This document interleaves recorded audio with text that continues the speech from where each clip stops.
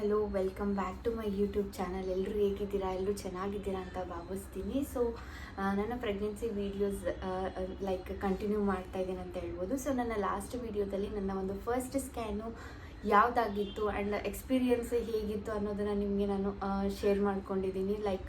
First scan ಎದಕ್ಕೆ ಮಾಡಿಸ್ಬೇಕು, importance ಏನು ಅನ್ನೋದನ್ನೆಲ್ಲನೂ ಕೂಡ ಡಿಟೇಲಾಗಿ ಆ ಒಂದು ವೀಡಿಯೋದಲ್ಲಿ ನಿಮಗೆ ಹೇಳಿದ್ದೀನಿ. ಹೋಪ್ ನಿಮಗೆ ಅಂಡರ್ಸ್ಟ್ಯಾಂಡ್ ಆಗಿದೆ ಅಂದ್ಕೊಂಡಿದ್ದೀನಿ. ಯಾರೆಲ್ಲ ಪ್ರೆಗ್ನೆಂಟ್ ಇದ್ದಾರೆ ಅವ್ರಿಗೆ ಆ ವಿಡಿಯೋ ಶೇರ್ ಮಾಡಿ ಅಂತ ಹೇಳ್ತೀನಿ. ಆ್ಯಂಡ್ ನಿಮಗೂ ಇನ್ಫಾರ್ಮೇಷನ್ ಸಿಕ್ಕಿದೆ ಅಂತ ನಾನು ಅಂದ್ಕೊತೀನಿ.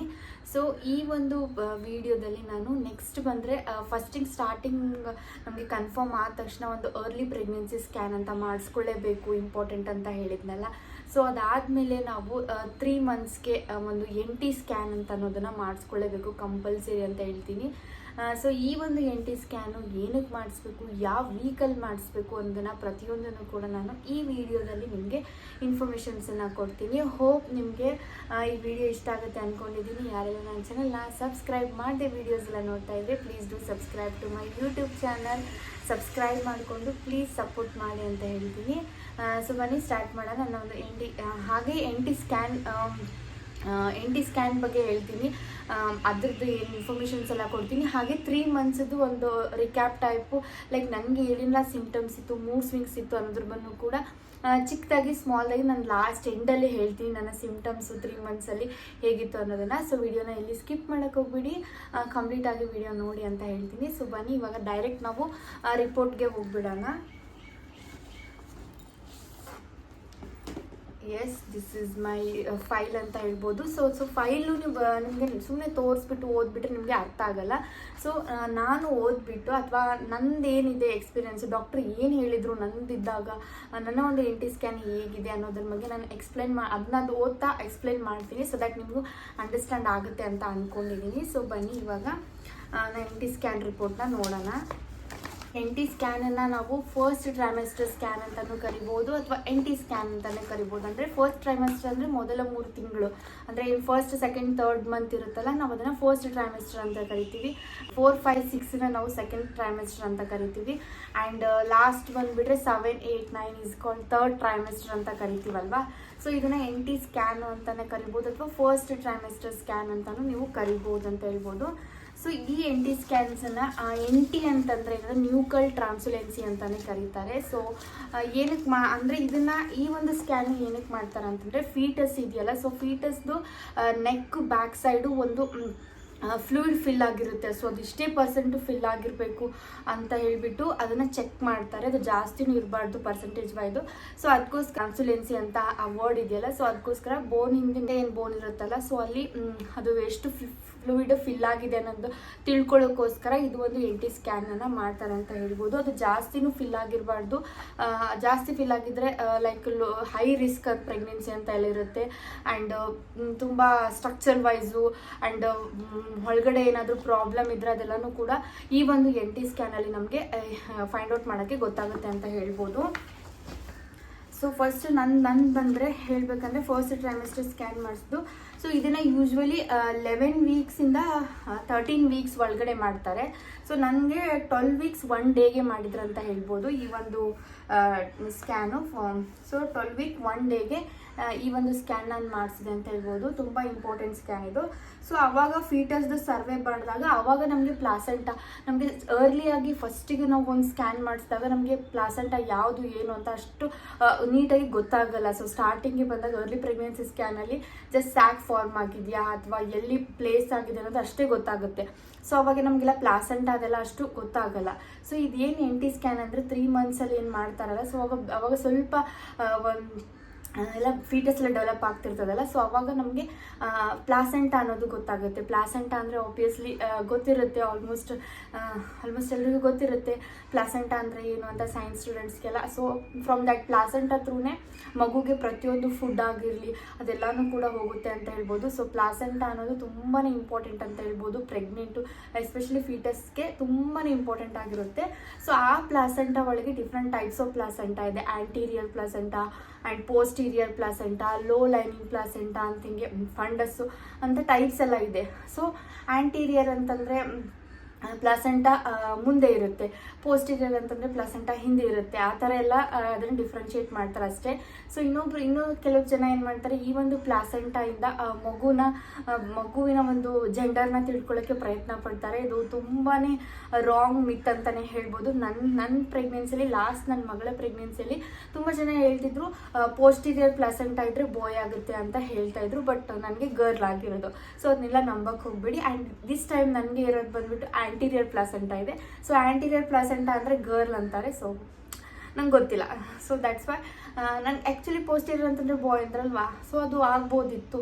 ಸೊ ಬಟ್ ಗರ್ಲ್ ಆಗಿದೆ ಆ ಥರ. ಅಂದರೆ ತುಂಬ ಜನ ಏನು ಮಾಡ್ತಾರೆ, ಮಹಿಳೆಯರು ಇದು ಯಾವುದೇ ರೀತಿಯಾದಂಥ ಸೈನ್ಸ್ ಆಗಲಿ ಅಥವಾ ಯಾವುದೇ ಡಾಕ್ಟ್ರು ಪ್ರೂವ್ ಮಾಡಿರೋದಂತಲ್ಲ, ಸುಮ್ಮನೆ ಮಹಿಳೆಯರೇ ಸರ್ವೆ ಮಾಡಿಬಿಟ್ಟು ಸೊ ಮೋಸ್ಟ್ ಆಫ್ ದ ಜನರಿಗೆ ಈ ಥರ ಇದ್ದಾಗ ಇದಾಗಿದೆ ಅಂತ ಅಂದ್ಕೊಂಡು ಅವ್ರ ಒಂದು ಅಸಂಪ್ಷನ್ ಅಂತಲೇ ಹೇಳ್ಬೋದು. ಯಾವುದೇ ರೀತಿಯಾದಂಥ ಮೆಡಿಕಲಿ ಪ್ರೂವ್ ಆಗಿಲ್ಲ ಅಂತ ಹೇಳ್ಬೋದು. ಇನ್ನೊಂದೇನು ಹೇಳಬೇಕಂದ್ರೆ ಜೆಂಡರ್ ಬಗ್ಗೆ ನನ್ನ ಒಂದು ಒಪಿನಿಯನ್ ಏನಿದೆ ಅಂತ ಹೇಳ್ತೀನಂದರೆ, ಎಸ್ಪೆಷಲಿ ಒಂದು ಗರ್ಲ್ ಆದಾಗ ಬಾಯ್ ಆಗಬೇಕಂತ ಆಸೆ ಇರುತ್ತೆ, ಅಥವಾ ಒಂದು ಬಾಯ್ ಆದಾಗ ಗರ್ಲ್ ಬೇಕು ಅಂತ ಆಸೆ ಇದ್ದೇ ಇರುತ್ತೆ ಅಲ್ವಾ. ಸೊ ಆಸೆ ಇದ್ದಾಗ ನಾವು ಒಂದೇನೋ ಒಂದು ಆಸೆ ಇಟ್ಕೋಬೇಕಷ್ಟೇ ಹೊರತು ತುಂಬ ಎಕ್ಸ್ಪೆಕ್ಟೇಷನ್ ಇಟ್ಕೊಳ್ಳೋದು, ಇದೇ ಆಗಬೇಕು ಮಗು ಅದೇ ಆಗಬೇಕು ಅಂತ ಅಂದ್ಕೊಳ್ಳೋದು ತುಂಬ ದೊಡ್ಡ ತಪ್ಪು ಅಂತ ಹೇಳ್ಬೋದು. ಬಿಕಾಸ್ ದೇವರಿಗೆ ಗೊತ್ತಿರುತ್ತೆ ನಮ್ಮ ಮನೆಯಲ್ಲಿ ಯಾರು ನಾವು ಚೆನ್ನಾಗಿ ಬೆಳೆಸ್ತೀವಿ, ನಾವು ಯಾರನ್ನ ಅಂದರೆ ದೇವರಿಗೆ ಒಂದು ಐಡಿಯಾ ಇರುತ್ತೆ ಇವ್ರ ಮನೆಗೆ ಯಾವ ಒಂದು ಮಗುನ ಕೊಟ್ಟಾಗ ಆ ಮಗು ಚೆನ್ನಾಗಿ ಬೆಳೆಯುತ್ತೆ ಆ ಎನ್ವೈರ್ಮೆಂಟಲ್ಲಿ. ಗರ್ಲ್ಸ್ ಅಂತ ಕೊಟ್ಟಾಗ ಹೆಣ್ಮಕ್ಳನ್ನ ಆ ಮನೆಗೆ ಆ ದೇವರು ಕೊಡ್ತಾ ಇದ್ದಾನೆ ಅಂತಂದರೆ ಆ ಒಂದು ಹೆಣ್ಮಕ್ಳನ್ನ ನಾವು ನೋಡ್ಕೊಳ್ಳುವಂಥ ಒಂದು ಶಕ್ತಿ ಆಗಿರಲಿ, ಅದು ಪ್ರತಿಯೊಂದನ್ನು ನಿಭಾಯಿಸುವಂಥ ಶಕ್ತಿ ಎಲ್ಲನೂ ನಮ್ಮಲ್ಲಿ ಇದ್ದಾಗೆ ಆ ಹೆಣ್ಮಕ್ಳು ಅನ್ನೋದನ್ನು ಕೊಡ್ತಾನೆ. ಸೊ ಅದಕ್ಕೋಸ್ಕರ ಹೆಣ್ಣು ಗಂಡು ಅನ್ನೋದು ಭೇದ ಭಾವ ಮಾಡಿಬಿಡಿ, ಯಾವುದೇ ಆದ್ರೂ ಸ್ವೀಕಾರ ಮಾಡಿ ಅಂತ ಹೇಳ್ತೀನಿ. ಬಿಕಾಸ್ ಪ್ರೆಗ್ನೆಂಟ್ ವುಮೆನ್ನಿಗೆ ನಾವು ಹೋಗ್ಬಿಟ್ಟು ಗರ್ಲ್ ಆಯಿತಾ, ಬಾಯ್ ಆಯಿತಾ, ಇನ್ನೊಂದು ಗರ್ಲ್ ಆಗಬೇಕಿತ್ತು, ಇನ್ನೊಂದು ಬಾಯ್ ಆಗಬೇಕಿತ್ತು, ಆ ಥರ ಎಲ್ಲ ನಾವು ಹೇಳಬಾರ್ದು. ಬಿಕಾಸ್ ಏನಂದರೆ 9 ತಿಂಗಳು ಎಷ್ಟು ಕಷ್ಟ ಇರುತ್ತೆ ಅಲ್ಲ, ಎಸ್ಪೆಷಲಿ ಲಾಸ್ಟ್ ಟ್ರೈಮೆಸ್ಟರಲ್ಲಿ ತುಂಬಾ ಕಷ್ಟ ಇರುತ್ತೆ. ಕೂಡೋಕ್ಕಾಗಲ್ಲ, ಮಲ್ಕೊಳ್ಳೋಕ್ಕಾಗಲ್ಲ, ವಾಶ್ರೂಮ್ ಯೂಸ್ ಮಾಡೋದಂತೂ ಹಾರಿಬಲ್ಲು. ಇದಿಷ್ಟೆಲ್ಲ ಪ್ರಾಬ್ಲಮ್ ಇದ್ದು ಒಂದು ತಾಯಿ ಫೈನಲಿ ನಾರ್ಮಲ್ಲು C-ಸೆಕ್ಷನು ಒಂದು ಮಗುನ ಭೂಮಿಗೆ ತೊಗೊಂಡು ಬಂದಾಗ ನಾವು ಆ ತಾಯಿಗೆ ಒಂದೊಳ್ಳೆ ಮಾತು ಹೇಳಬೇಕು, ಅಪ್ರಿಸಿಯೇಷನ್ ಮಾಡಬೇಕು. ನಿಮ್ಗೆ ಅದೆಲ್ಲ ಮಾಡೋಕ್ಕಾಗಲಿಲ್ಲ ಅಂತಂದರೆ ಸುಮ್ಮನೆ ಬಾಯಿ ಮುಚ್ಕೊಂಡು ಇದ್ಬಿಡ್ಬೇಕಂತ ಹೇಳ್ತೀನಿ. ಅದು ಬಿಟ್ಟು ಗಂಡಾಗಬೇಕಿತ್ತು, ಹೆಣ್ಣಾಗಬೇಕಿತ್ತು ಅಂತ ಅಂದ್ಬಿಟ್ಟು ಆ ತಾಯಿಗೆ ನೋಯಿಸ್ಬಾರ್ದು. Because end of the day ಯಾವ ಮಗು ಆದರೂ ಕೂಡ ತಾಯಿ ಅನ್ನೋದು ಅಕ್ಸೆಪ್ಟ್ ಮಾಡಿರ್ತಾಳೆ. ಸೊ ಇನ್ನೊಂದು 2-3 ಪಾಸಿಟಿವ್ ಮಾತುಗಳನ್ನು ಹೇಳಿ ಆದರೆ ಆಗಲಿಲ್ಲ ಅಂತಂದರೆ ಸುಮ್ಮನೆ ಇರೋದೇ ತುಂಬಾ ಬೆಸ್ಟ್ ಆಪ್ಷನ್ ಅಂತ ಹೇಳ್ಬೋದು. ಬಿಕಾಸ್ ನಿಮ್ಮ ಲೈಫಲ್ಲೂ ತುಂಬಾ ಇರುತ್ತೆ. ಸೊ ಅದನ್ನು ನೋಡ್ಕೋಬೇಕು. ಬಂದುಬಿಟ್ಟು ಅವ್ರಿಗೆ ಹೇಳಿಬಿಟ್ಟು ಆ ಥರ ಎಲ್ಲ ನೋಯಿಸೋದು ತುಂಬ ಒಂಥರ ನನಗೆ ಪರ್ಸ್ನಲಿ ಇಷ್ಟ ಇಲ್ಲ ಆ ಥರ ಎಲ್ಲ ಹೇಗೆ ಮಾತಾಡೋದು. ಬಿಕಾಸ್ 9 ತಿಂಗಳು ಕಷ್ಟಪಟ್ಟು ಹೆತ್ತಿರ್ತಾಳಲ್ವ, ಸೊ ಅವಳಿಗೆ ಆ ನೋವು ಗೊತ್ತಿರುತ್ತೆ. ಸೊ ಒಳ್ಳೆ ಮಾತಾಡಿ ಅಂತ ಹೇಳ್ತೀನಿ. ಸೊ ಇಷ್ಟು ನಂದು ಜೆಂಡರ್ ಬಗ್ಗೆ ನನ್ನ ಒಂದು ಥಾಟ್ ಏನಿದೆ ಅನ್ನೋದನ್ನ ಶೇರ್ ಮಾಡ್ಕೊಂಡಿದ್ದೀನಿ. ಆ್ಯಂಡ್ ಪ್ಲಾಸೆಂಟಾ ಬಂದರೆ ನಂದು ಆ್ಯಂಟೀರಿಯರ್ ಪ್ಲಾಸೆಂಟಾ ಇತ್ತು. And placenta ending 2 centimetre above the OS.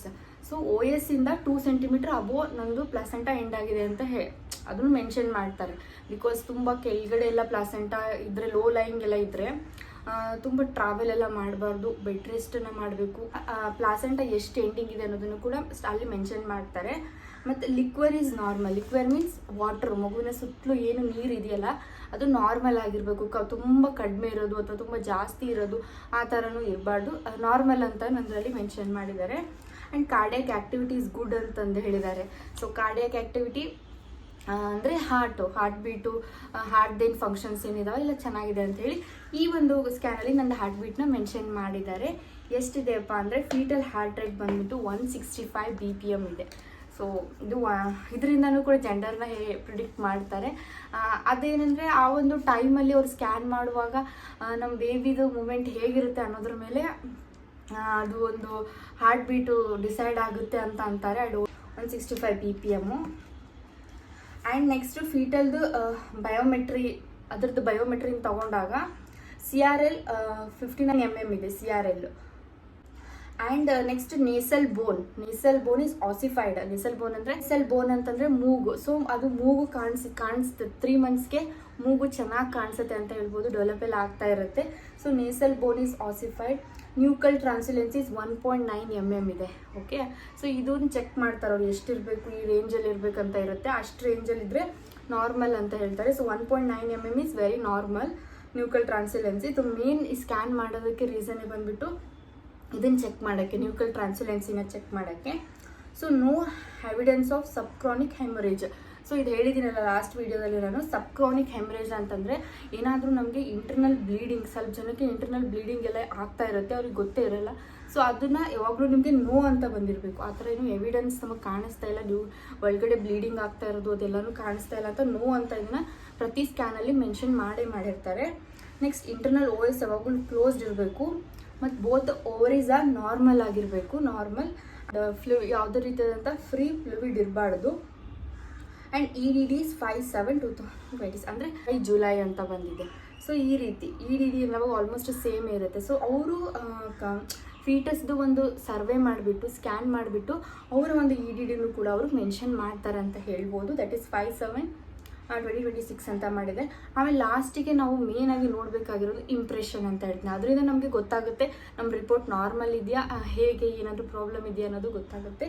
So impression ಬಂದುಬಿಟ್ಟು intrauterine gestation of 12 week 3 days of gestational age. ಅಂದರೆ ಒಂದು ಮಗು ಇದೆ, 12 weeks 3 days ಆಗಿದೆ ಜೆಸ್ಟೇಷನಲ್ ಏಜು. ಆ್ಯಂಡ್ ಇಂಟ್ರಾಯುಟ್ರೈನ್ ಏನಾದರೂ ನಮ್ಮದು ಪ್ರಾಬ್ಲಮ್ ಇತ್ತಂದರೆ ಅವರು ಕೆಳಗಡೆ ಮೆನ್ಷನ್ ಮಾಡ್ತಾರೆ ಇಂಪ್ರೆಷನಲ್ಲಿ. ಏನೂ ಪ್ರಾಬ್ಲಮ್ ಇಲ್ಲ ಅಂತಂದರೆ ಈ ಥರ ಮೆನ್ಷನ್ ಮಾಡ್ತಾರೆ ಅಂತ ಹೇಳಬೇಕು. ಇದಾದಮೇಲೂ ಕೂಡ 3 monthsಲ್ಲಿ ಇನ್ನೂ ಒಂದು ಬ್ಲಡ್ ಟೆಸ್ಟ್ ಮಾಡಿಸ್ತಾರೆ. ಸೊ ಆ ಒಂದು ಬ್ಲಡ್ ಟೆಸ್ಟಲ್ಲಿ ನಮಗೆ ಪ್ರಾಬ್ಲಮ್ ಇಲ್ಲ, ಮಗುಗೆ ಸ್ಟ್ರಕ್ಚರಲ್ ಡಿಫೆಕ್ಟ್ ಇಲ್ಲ ಅಂತ ಅಂದ್ಬಿಟ್ಟು ಒಂದು ಬ್ಲಡ್ ಟೆಸ್ಟ್ನ ಮಾಡಿಸ್ತಾರೆ. RDNA NT ಸ್ಕ್ಯಾನ್ ಮಾಡ್ತೀವಲ್ಲ, ಸೊ RDNA ನಮಗೆ ಒಂದು ಬ್ಲಡ್ ಟೆಸ್ಟನ್ನು ಮಾಡಿಸ್ತಾರೆ. ಅದರಲ್ಲಿ ನಮಗೆ ಟ್ರೈಸೋಮಿ ಚೆಕ್ ಮಾಡ್ತಾರೆ. ಅಂದರೆ ಲೋ ರಿಸ್ಕ್ ಇದೆಯಾ, ಹೈ ರಿಸ್ಕ್ ಇದೆಯಾ, ಹೆಂಗೆ ಅಂತ ಅನ್ನೋದು ಕೂಡ ನಾವು ಬ್ಲಡ್ ಟೆಸ್ಟ್ನ ಕೊಟ್ಟು ಬರಬೇಕಾಗುತ್ತೆ. ಅಂದರೆ ಟ್ರೈಸೋಮಿ 21, ಟ್ರೈಸೋಮಿ 18 ಮತ್ತು ಟ್ರೈಸೋಮಿ 13. ಸೊ ಇವು ಮೂರೂ ಕೂಡ ಚೆಕ್ ಮಾಡ್ತಾರೆ. ಸೊ ಕ್ರೋಮೋಸೋಮಲ್ಲಿ ಏನಾದರೂ ಅಬ್ನಾರ್ಮಲಿಟೀಸ್ ಇದೆಯಾ ಅಂತ ಹೇಳ್ಬಿಟ್ಟು ಇವನ್ನ ಚೆಕ್ ಮಾಡ್ತಾರೆ. ಸೊ ಎಲ್ಲ ಪ್ರತಿಯೊಂದು ನಂದು ಲೋ ರಿಸ್ಕ್ ಅಂತಲೇ ಬಂದಿದೆ. So and beta low risk ಅಂತಲೇ ಬಂದಿದೆ ಅಂತ ಹೇಳ್ಬೋದು. ಸೊ ಈ ಒಂದು ಅವತ್ತಿನ ದಿನವೇ ಒಂದು double marker, triple marker test ಬಗ್ಗೆ ಕೇಳಿರ್ತೀರಲ್ವ. ಸೊ ಡಬಲ್ ಮಾರ್ಕರ್ ಟೆಸ್ಟನ್ನು ನಿಮಗೆ NT ಸ್ಕ್ಯಾನ್ ಜೊತೆಗೇ ಅವತ್ತು NT ಸ್ಕ್ಯಾನ್ ಮಾಡಿದ ದಿನವೇ ನೀವು ಬ್ಲಡ್ ಕೊಡಬೇಕಾಗುತ್ತೆ.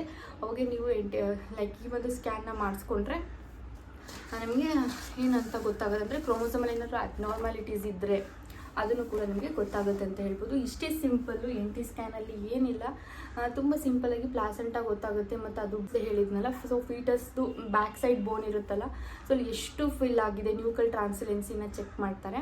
And this is the main scan ಅಂತಲೇ ಹೇಳ್ಬೋದು. ಇದರಿಂದ ಮತ್ತು ಕ್ರೋಮೋಸೋಮಲ್ಲಿನ ಅಬ್ನಾರ್ಮಾಲಿಟೀಸ್ ಇದ್ದರೆ ಗೊತ್ತಾಗುತ್ತೆ.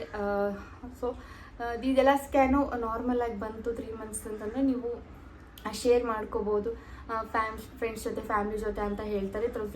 3 monthsವರೆಗೂ ಹೇಳೋಕ್ಕಾಗಲ್ಲ ಇದೆಲ್ಲ ಹೇಗೆ ಬರುತ್ತೆ ರಿಪೋರ್ಟ್ ಅಂತ ಅಂದ್ಬಿಟ್ಟು. ಸೊ ಇಷ್ಟು ಅಂತ ಹೇಳ್ಬೋದು NT ಸ್ಕ್ಯಾನ್ ಬಗ್ಗೆ. ಆ್ಯಂಡ್ ನನ್ನ ಸಿಮ್ಟಮ್ಸ್ ಇದು ನನ್ನ ಮುಗೀತಲ್ವ, 1st, 2nd, 3 ಅಂದರೆ ಮುಗಿದ್ಬಿಟ್ರೆ 1st trimester ಮುಗಿಯುತ್ತೆ. ಆಮೇಲೆ ನೆಕ್ಸ್ಟ್ನಲ್ಲಿ ಅಂದರೆ ನಂದು ಅನಾಮಲಿ ಸ್ಕ್ಯಾನ್ ಆಗಿದೆ, ಅದನ್ನು ಕೂಡ ಶೇರ್ ಮಾಡ್ಕೋತೀನಿ ನೆಕ್ಸ್ಟ್ ವೀಡಿಯೋದಲ್ಲಿ. ಸೊ ಆಲ್ರೆಡಿ ನಾನು 7 months ಎಂಡ್ ಆಗೋಕ್ಕೆ ಬರ್ತಾಯಿದೆ ಅಂತ ಹೇಳ್ಬೋದು. ಇನ್ನೇನು ನಂದು ಎಕ್ಸಾಕ್ಟ್ಲಿ ಇರೋದು ಪೀರಿಯಡ್ಸ್ 30 ಅಲ್ವಾ. ಸೊ ಅದೇ ರೀತಿ ಕೌಂಟ್ ಮಾಡ್ಕೊತ ಹೋದರೆ ಈ ಒಂದು ನೆಕ್ಸ್ಟ್ 30ಗೆ ನನಗೆ ಕಂಪ್ಲೀಟ್, ಈ 30ಗೆ 7 ಕಂಪ್ಲೀಟ್ ಆಗುತ್ತೆ ಅಂತ ಹೇಳ್ಬೋದು. ಸೊ ನಾನು ನೆಕ್ಸ್ಟ್ ವೀಡಿಯೋದಲ್ಲಿ ಅನಾಮಲಿ ಸ್ಕ್ಯಾನ್ ಬಗ್ಗೆನೂ ಶೇರ್ ಮಾಡ್ಕೊತೀನಿ, ಹೇಗಿತ್ತು ನನ್ನ ರಿಪೋರ್ಟು ಏನು ಅಂತ ಅನ್ನೋದನ್ನೆಲ್ಲ. ಸೊ ಆ್ಯಂಡ್ ಸಿಮ್ಟಮ್ಸ್ ಬಗ್ಗೆ ಹೇಳಬೇಕು. ನನಗೆ ಏನು ಸಿಮ್ಟಮ್ಸ್ ಇತ್ತು ಸ್ಟಾರ್ಟಿಂಗ್ ಅಂದರೆ ನನಗೆ ಏನೂ ಊಟ ಸೇರ್ತಾ ಇರಲಿಲ್ಲ. ನನಗೆ ಅದೇ ಸಿಮ್ಟಮ್ಸ್ ಅಂತ ಹೇಳ್ಬೇಕು. ಲಾಸ್ಟ್ ನನ್ನ ಮಗಳ ಸ್ಕ್ಯಾನಲ್ಲೂ ಕೂಡ ಅವಳ ಒಂದು ಪ್ರೆಗ್ನೆನ್ಸಿಲೂ ಕೂಡ ಅಷ್ಟೇ, ನನಗೆ ಜಾಸ್ತಿ ಊಟ ಎಲ್ಲ ಸೇರ್ತಾ ಇರಲಿಲ್ಲ. ಏನು ತಿನ್ಬೇಕಂತನೂ ಅನಿಸ್ತದೆ. ಸ್ವಲ್ಪ ತಿಂದರೂ ಬೇಡ ಈ ಸಲ ಅಂತೂ ಸಿವಿಯರಾಗಿ ನನಗೆ 3 monthsಲ್ಲಿ ನಾನು ಫಸ್ಟ್ 3 monthsಲ್ಲಿ ಬ್ರೇಕ್ಫಾಸ್ಟ್ನೇ ಸ್ಕಿಪ್ ಮಾಡ್ತಿದ್ದೆ ಅಂತ ಹೇಳ್ಬೇಕು. ತಿನ್ನಬೇಕೇ ಅನಿಸ್ತಾ ಇರಲಿಲ್ಲ ನನಗೆ. ತುಂಬ ಒಂಥರ ವೀಕ್ ಅಂತ ಅನಿಸ್ತಿತ್ತು. ಅನಿಸಿದ್ರೆ ಏನೂ ತಿನ್ನಬೇಕಂತ ಮನಸ್ಸೇ ಬರ್ತಿರಲಿಲ್ಲ. ಸುಮ್ಮನೆ ಹಿಂಗೆ ತುಂಬ ಟಯರ್ಡ್ನೆಸ್ಸು, ಸುಸ್ತು ಅಷ್ಟೇ ನನ್ನ ಸಿಮ್ಟಮ್ಸ್ ಅಂತ ಹೇಳ್ಬೋದು. ಇನ್ನೇನು ಜಾಸ್ತಿ ವಾಮಿಟ್ ಅನ್ನೋದು ನನಗೆ ಫಸ್ಟ್ ಪ್ರೆಗ್ನೆನ್ಸಿಯಲ್ಲೂ ಇಲ್ಲ, ಸೆಕೆಂಡ್ ಪ್ರೆಗ್ನೆನ್ಸಿಯಲ್ಲೂ ನೋ ವಾಮಿಟ್ ಅಂತ ಹೇಳ್ಬೋದು. ವಾಮಿಟ್ ಅನ್ನೋದಾಗಿಲ್ಲ. ಆ್ಯಂಡ್ ಒನ್ಸ್ ನಾನು ಅದು ಐರನ್ ಟ್ಯಾಬ್ಲೆಟ್ ಏನು ನಮ್ಗೆ ಕೊಟ್ಟರಲ್ಲ, ಕ್ಯಾಲ್ಶಿಯಂ ಐರನ್ ಕೊಡ್ತಾರೆ, ಆ ಒಂದು ಟ್ಯಾಬ್ಲೆಟ್ ಕೊಟ್ಟಾಗ ನನಗೆ ಅಂದರೆ ಚೆನ್ನಾಗಿ ಐರನ್ ಅಬ್ಸಾರ್ಪ್ಷನ್ ಆಗಬೇಕಂದ್ರೆ ಬ್ರೇಕ್ಫಾಸ್ಟಕ್ಕಿಂತ 30 minutes ಬಿಫೋರ್ ತೊಗೊಂಡಿದ್ರು. ಅವ್ರು ತೊಗೊಂಡಾಗ ನನಗೆ ವಾಮಿಟ್ ಆಯಿತು ಆ ಡೇ. ಅಷ್ಟು ಬಿಟ್ಟರೆ ನನಗೆ ವಾಮಿಟ್ ಅನ್ನೋದು ಜಾಸ್ತಿ ಇಲ್ಲ ಅಂತ ಹೇಳ್ಬೋದು ಈ ಒಂದು ಪ್ರೆಗ್ನೆನ್ಸಿಯಲ್ಲಿ. ಅಷ್ಟೇ ಸಿಂಪ್ಟಮ್ಸ್ ಬಗ್ಗೆ ಹೇಳ್ಬೇಕಂದ್ರೆ ಅಷ್ಟಾದಮೇಲೆ 4th 5th 6th ಮಂತಲ್ಲಿ very normal ಯಾವಾಗ ಎಲ್ಲನೂ ತಿನ್ಕೊಂಡು ಚೆನ್ನಾಗಿ ಓಡಾಡಿಕೊಂಡು ತುಂಬ ಒಂಥರ ಆರಾಮ್ ಪೀಸ್ಫುಲ್ಲಾಗಿತ್ತು ಅಂತ ಹೇಳ್ಬೋದು. ಸೊ ಸ್ಟಾರ್ಟಿಂಗ್ ಮಂತ್ಸು ಸ್ವಲ್ಪ ಕಷ್ಟ ಆಯಿತು. ಸಿಂಪ್ಟಮ್ಸ್ ಅಂದರೆ ನನಗೇನು ವಾಮಿಟು ಅಥವಾ ಸ್ಮೆಲ್ ನೋಡಿದರೆ ಆಗಲ್ಲ ಆ ಥರ ಎಲ್ಲ ಏನಿರಲಿಲ್ಲ. ಊಟ ಸೇರ್ತಾ ಇಲ್ಲ, ಯಾವುದೇ ಊಟ ನೋಡಿದ್ರು ಬೇಡ ತಿನ್ನೋದು ಬೇಡ, ನನಗೆ ಏನೋ ಬೇಡನೇ ಅನ್ನಿಸ್ತಿತ್ತು. ಸೊ ಯಾವಾಗೆಲ್ಲ ತಿನ್ಬೇಕು ಅನಿಸಿದಾಗ ಸ್ವಲ್ಪ ತಿನ್ಕೊತಿದ್ದೆ ಅಷ್ಟೇ, ಬಿಟ್ಟರೆ ಇಷ್ಟೇ ಅಂತ ಹೇಳ್ಬೋದು ನನ್ನ ಸಿಂಪ್ಟಮ್ಸು. ಇಷ್ಟು NT ಸ್ಕ್ಯಾನ್ ಬಗ್ಗೆ ಆ್ಯಂಡ್ ನನ್ನ ಒಂದು 3 months ಸಿಂಪ್ಟಮ್ಸ್ ಆ್ಯಂಡ್ ಅದ್ರ ಬಗ್ಗೆ ಹೇಳಿದ್ದೀನಿ. ಹೋಪ್ ನಿಮಗೆ ಇಷ್ಟ ಆಗಿದೆ ಅಂದ್ಕೊಂಡಿದ್ದೀನಿ ವಿಡಿಯೋ. ಯಾರೆಲ್ಲ ನನ್ನ ಚಾನಲ್ ಸಬ್ಸ್ಕ್ರೈಬ್ ಮಾಡದೆ ವೀಡಿಯೋಸ್ ನೋಡ್ತಾಯಿದ್ರೆ please do subscribe to my YouTube channel. Subscribe ಮಾಡಿಕೊಂಡು ಸಪೋರ್ಟ್ ಮಾಡಿ. ಮತ್ತು ಇನ್ನೊಂದು ವಿಡಿಯೋ ಜೊತೆಗೆ ಸಿಗ್ತೀನಿ. ಅಲ್ಲಿವರೆಗೂ ಚೆನ್ನಾಗಿರಿ, ಖುಷಿಯಾಗಿರಿ ಅಂತ ಹೇಳ್ತಾ ಬಾಯ್ ಫ್ರೆಂಡ್ಸ್.